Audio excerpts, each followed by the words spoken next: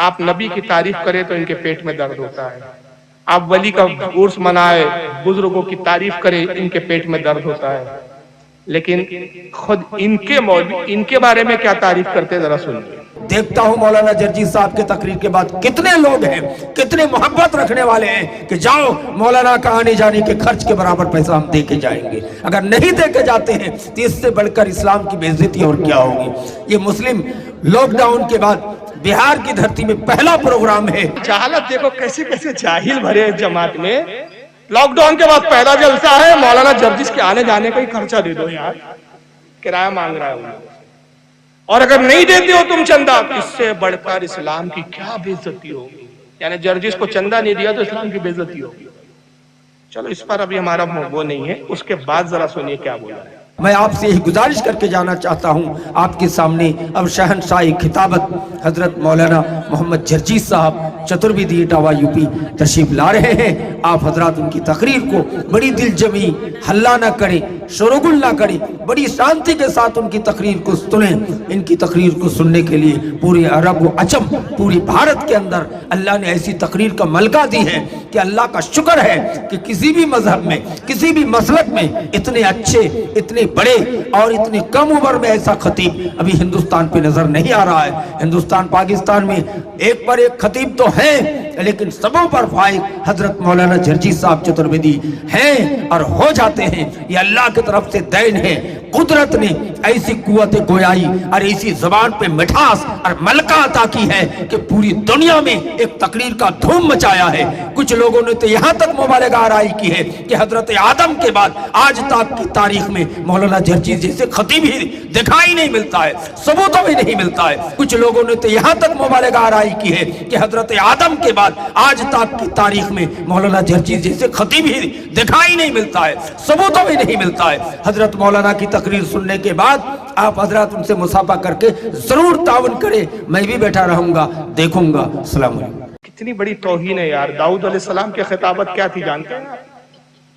अल्लाह के नबी फरमाते हैं दाऊद अलैहिस्सलाम जब ज़बूर पढ़ते आसमान के परिंदे ठहर जाते थे, दरिया की रवानगी ठहर जाती थी, पहाड़ झूमने लगते थे।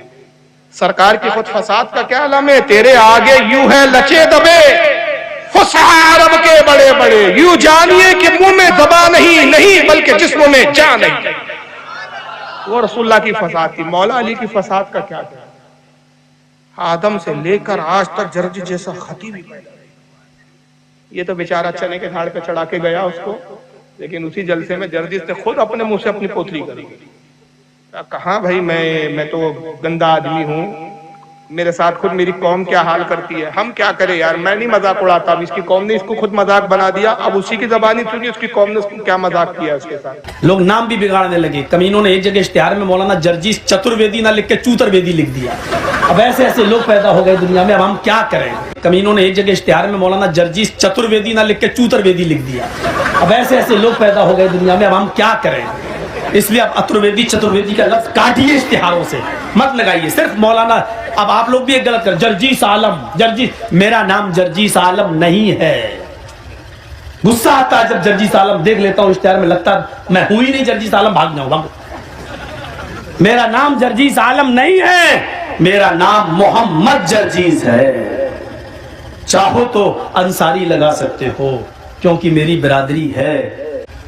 एक जगह बंगाल के उस माहौल में तकरीर करने गए, बिल्कुल ऐसा माहौल था। वो कहता अब मैं दावत देती हूँ, मौलाना जर्जीस आएगी, तकरीर फरमाएगी। उसने हमें लड़की बना दिया,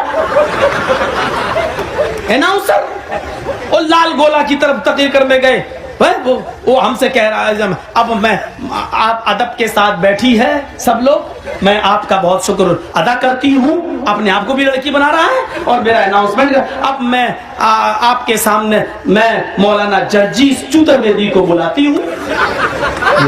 क्या इन लोगों को माइक पकड़ा दिया गया, अब हंस रहे हैं। मेरी आंखों में आंसू थे उस वक्त। देखिए क्या बना रहा है मौलाना जर्जीस, जर्जीस भी नहीं, मौलाना जॉर्जीस। कहां से खींच कर लाए गोल जॉर्जीस। लग रहा है पता नहीं हम वहां से नागालैंड से आ रहे हो। मौलाना जॉर्जीस आएगी, तकरीर फरमाएगी। मैंने पूरी तकरीर की और फिर वो लोग जब गाड़ी पे हमें छोड़ने गए ट्रेन में दूसरे दिन सुबह ट्रेन में, तो उधर भी मजा। अब हम कोई चलो, अब जैसी गाड़ी हमसे कहते हैं ढुकिन दादा ढुकिन, हमने क्या हुआ, गाड़ी खुल गया।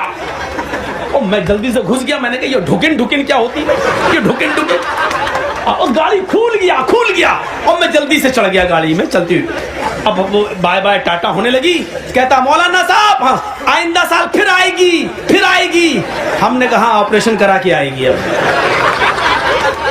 खैर इसका ऑपरेशन तब जेल में ही होगा, ऑपरेशन कराने की तमन्ना रहेगी बेचारी की, वरना बंगाल जाता दोबारा ऑपरेशन करा के, वो तमन्ना रहेगी। बहरहाल चलिए, मैं क्या इनके बारे में इनका मजाक उड़ाऊं यार। कुदरत ने, अल्लाह ने खुद इनको जलील और रुस्वा कर दिया है। इनकी ज़बानी भी इनको रुस्वा किया गया और गैरों के हाथों भी इनको रुस्वा किया गया, और खुद इन्हीं की जमात के लोगों के जरिए भी इनको रुस्वा किया गया।